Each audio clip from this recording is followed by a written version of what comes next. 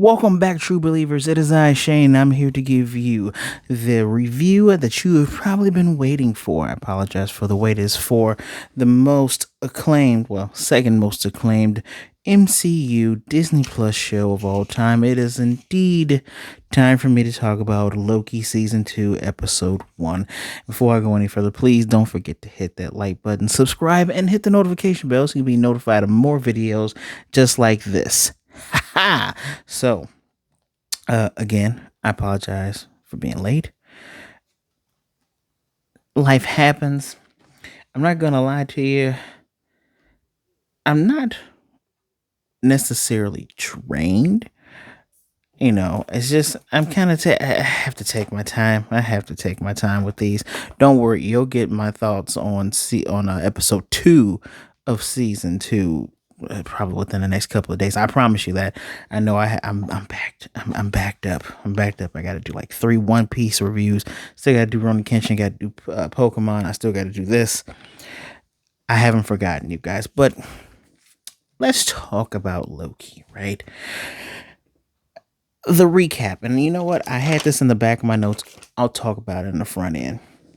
It's so weird to me. I get that there's some superhero fatigue, there's some TV show fatigue for sure, but some of the regular places that I go to watch, some I won't name, who try to get behind the trailer, but people who say that they couldn't I get if you don't remember what happened last season, because last season was like, what was that? Was that 2021?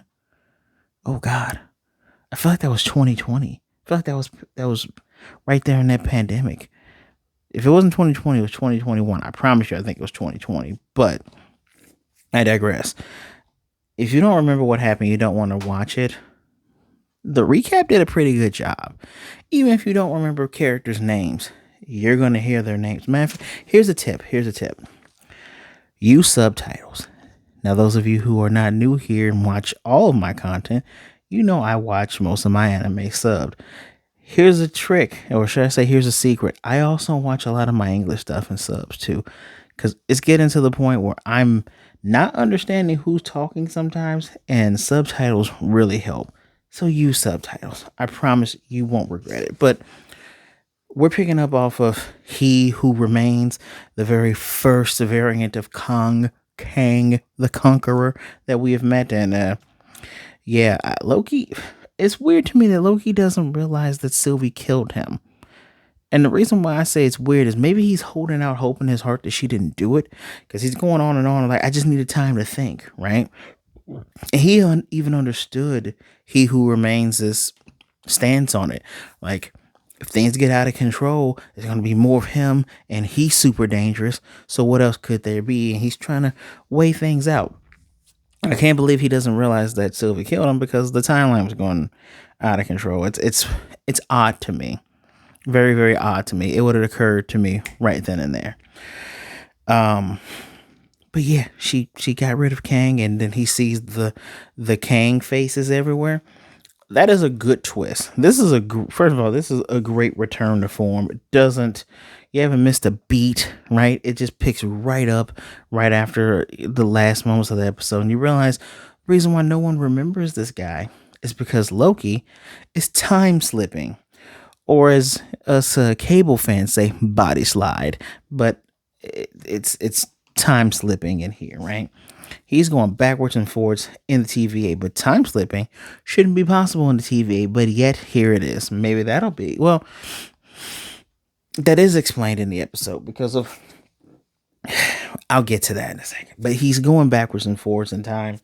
It looks really horrifying, and it looks like it hurts, and it's very reminiscent of glitching. I call it glitching from the Spider-Verse movies, where, everybody who's in Miles' universe kind of glitches out, or when Miles goes to someone else's universe and doesn't have a watch or anything on, glitches out.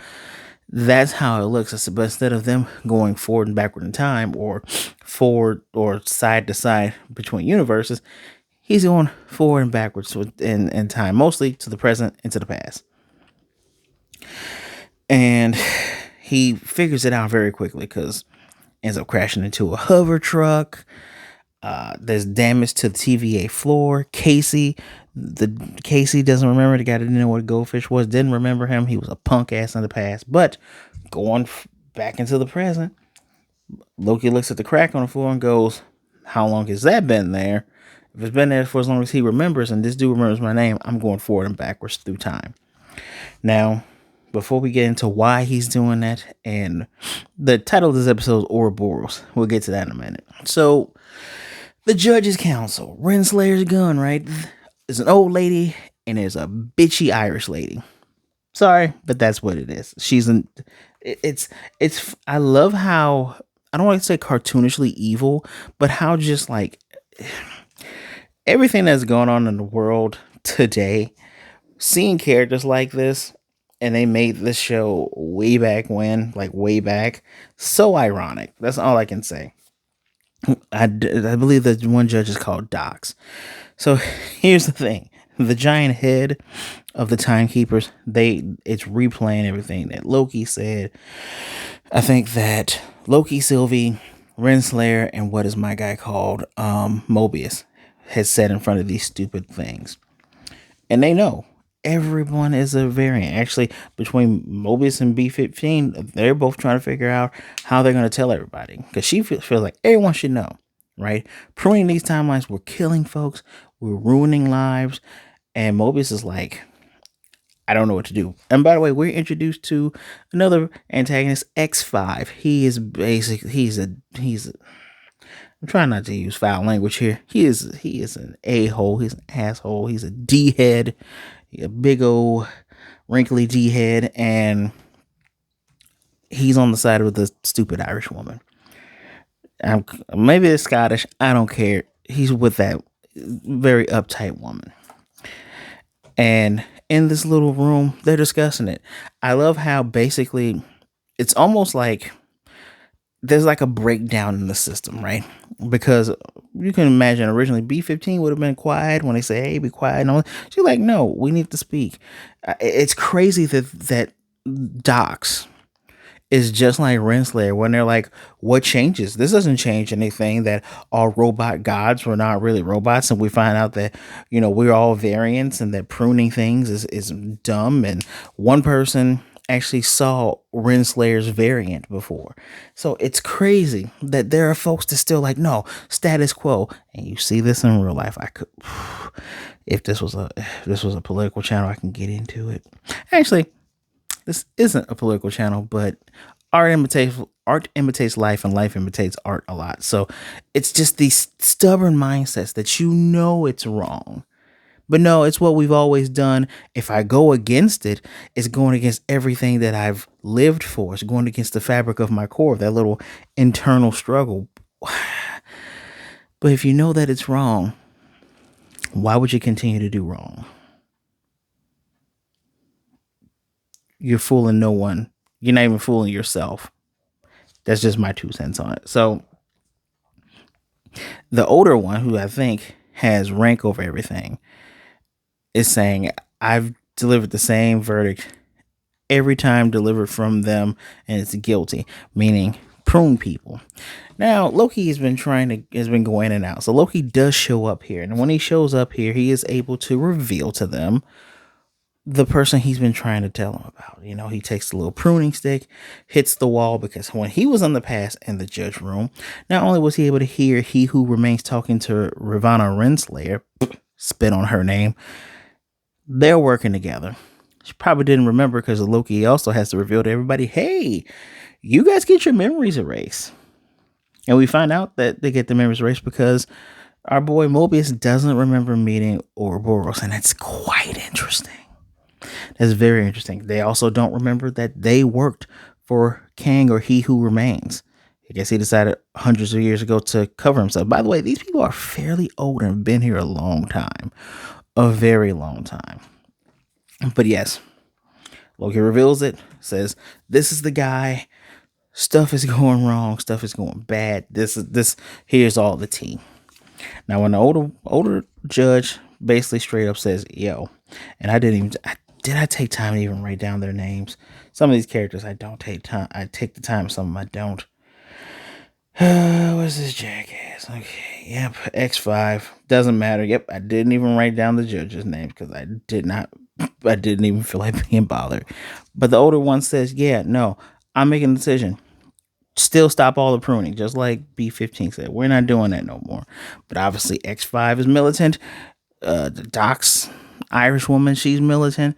So they claim that they're suiting up to go find Sylvie because apparently Sylvie's to blame for all this, which she is.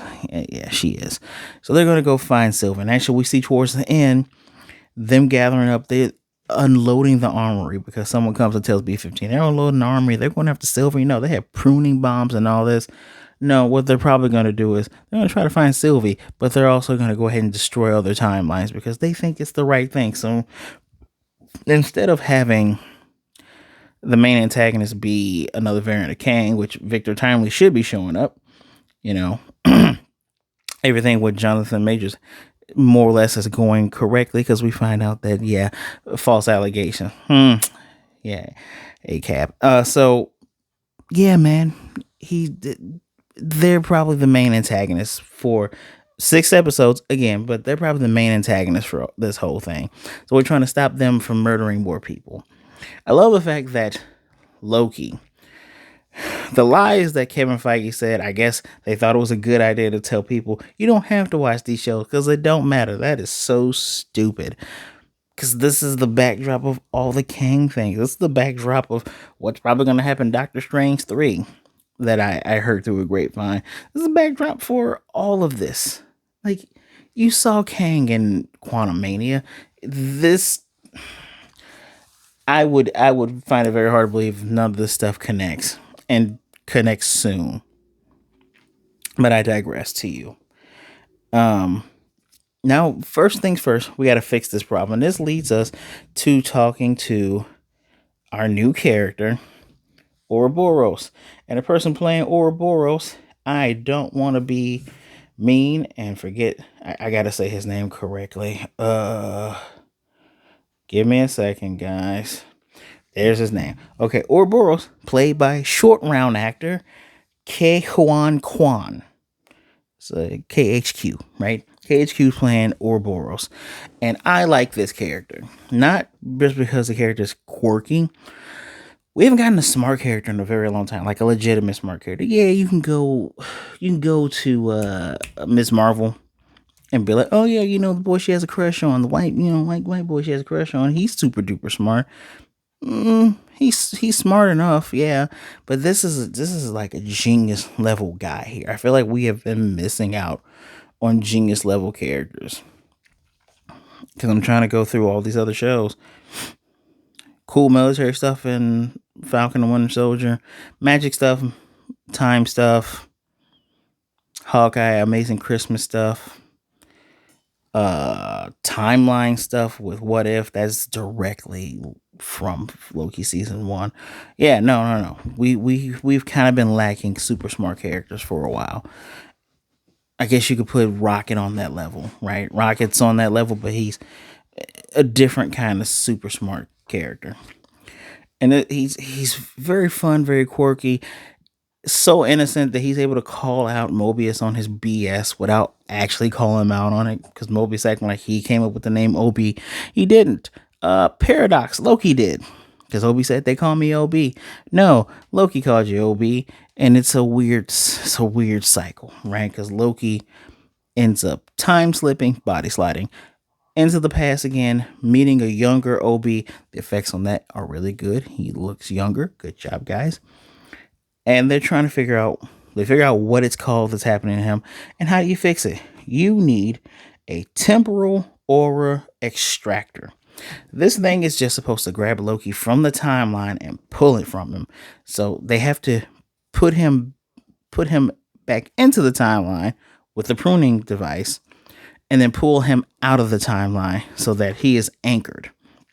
And they do all this in a room that is called the temporal loom. The temporal loom is where all of the timelines are bundled together to create to move from that imaginary time, that fluent raw time, and make it solid time, which is the basis of where the TVA is. So you just bundle it all together, but with all the expanding timelines, it's very hard. It wasn't designed to do all this. It's going to take some fixing up, a little bit of fixing to get it to do that. It can be done, but we got to pull Loki back. And the reason why the TVA is having tons of power outages is because of this. And apparently, every floor has their own type of temporal loom, but I guess the floor they're on has the main loom. And it's a gotta be team effort between Mobius and Loki. Loki got to send himself back so Mobius can pull him in. Mobius' suit is rapidly aging. His skin will peel off and he will die. Or Loki will spaghetti into like a Mr. Fantastic. So I love the fact that Ouroboros he was able to make this thing up after in the past when Loki's explaining how this time and stuff works. Like, hold it for me till I get back. Held it for him. It's like having a conversation in two parts of time at the same time, which was a very well done. What else am I thinking of? And now we're gonna get into some interesting parts here. So when Loki time slips again, he doesn't go to the past. He goes to the future because Mobius have been struggling the whole time thinking about his skin peeling and had wrote on this dusty machine skin question mark. When Loki sees that, he's like, I am in the future. The shutters are closed, all hell is breaking loose, and there's a phone ringing at the end of the hallway. And he's walking to the phone, and then in the elevator, Sylvie comes out. What? Okay. But before Loki can either talk to her or answer the phone, he is pruned from behind. Who pruned Loki? Couldn't have been a Mobius because we find out that time was running out. They didn't get him. If time had proceeded normally, they didn't get him. Mobius would have died, right? Because he would have been stuck. He wouldn't have made it before the shutter doors closed in the temporal loom. So who did it? Could have been B-15. Could have been Ouroboros. I imagine it could have been Ouroboros, but who knows? Ouroboros seems to be a cool character. And just in case you all don't know what an Ouroboros is, it's a mythological African dragon which looks like a serpent, but the serpent is eating its tail. So it's continuously eating. It's a very clever name. Very, very clever name. Causing a never-ending cycle. Ouroboros is also the name of the level 3 that Strider Hiryu does in Marvel vs. Capcom 3. Fun fact. So we fix Loki. I guess we're working to fix the TVA. We're finding out about this moving out. I told you about the marching moving out. Which another interesting thing about the whole temporal loom. Miss Minutes used to run it, and every 100 years, Ouroboros will come and just do some maintenance. Again, these guys have been here a long time. Ouroboros constantly fix everything that people drop down, so the orders don't back up. Takes no breaks, so it probably adds to his lunacy. But he seems like he's designed a lot of what's happened. And perhaps that is why people were made to forget him when they accidentally come to his floor. Very, very interesting. Makes you wonder, why would he who remains cover up that he had anything to do with this? Maybe he was tired of people coming to him. Maybe he was setting things in motion for the future. Meh. Where is Renslayer, by the way? The world may never know, right? So we do get a end credit scene, though. End credit scene, or mid credit scene, if you will, where Sylvie steps through a time door after murdering He Who Remains, and is in Broxton, Oklahoma in 1982. Steps into an 80s McDonald's. The McNugget just came out, and she's hungry. She wants something that doesn't have a face. In other words, not a hog or something like that. And she's just looking at, lovers and looking at friends. And she's like, I want to try all of it. And he's like, all right, cool.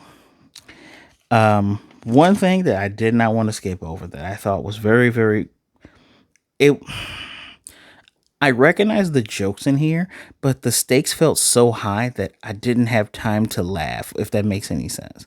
Like when Loki's explaining to Mobius who he who remains is, because he's saying why you keep calling him that. That's how we were introduced. It sounds kind of pretentious. It's like Last Man Standing.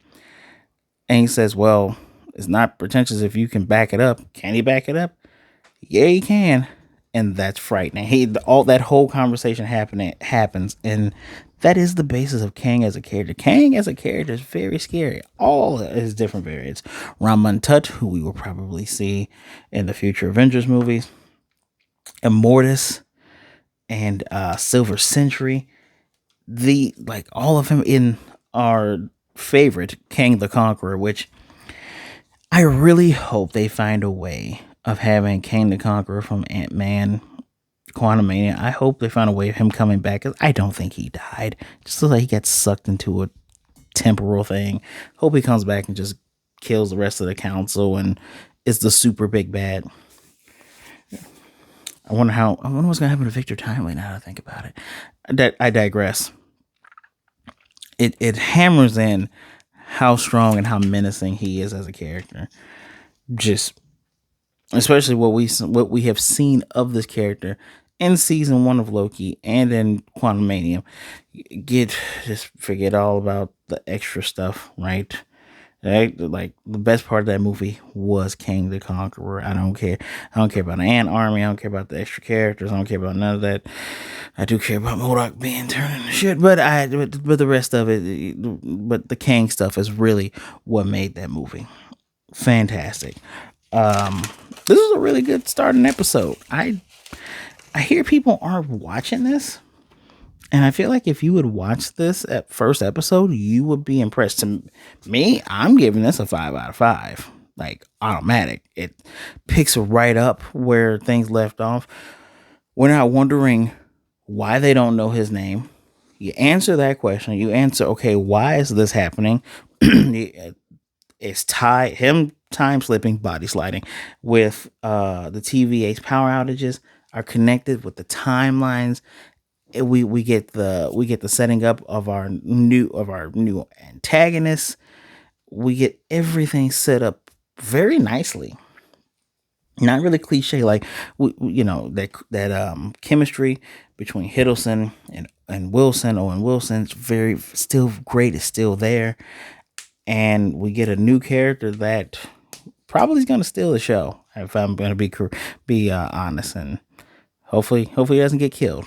Usually good characters like that get killed. So very, very fun. Very, very good episode. 5 out of 5. Watch this if you have not. I promise you're not going to be confused. I fully believe in you. People who watch my videos, you guys are smart. I believe in you. No way you're going to be confused. Even if you don't remember characters' names, they'll tell you their names. They'll be reintroduced. You feel the weight and the gravity of everything that has transpired last season and right now. Give it a watch, please. And if you have seen it, tell me what you think in the comments section right below. So I really want to know what you guys think. Are you guys fatigued? I think the only thing that has me fatigued is Star Wars, and I still have to get through 8 episodes of Ahsoka, which is I think it's an hour each. So I'm gonna be watching one really long movie because I really do want to review that one. Watch this.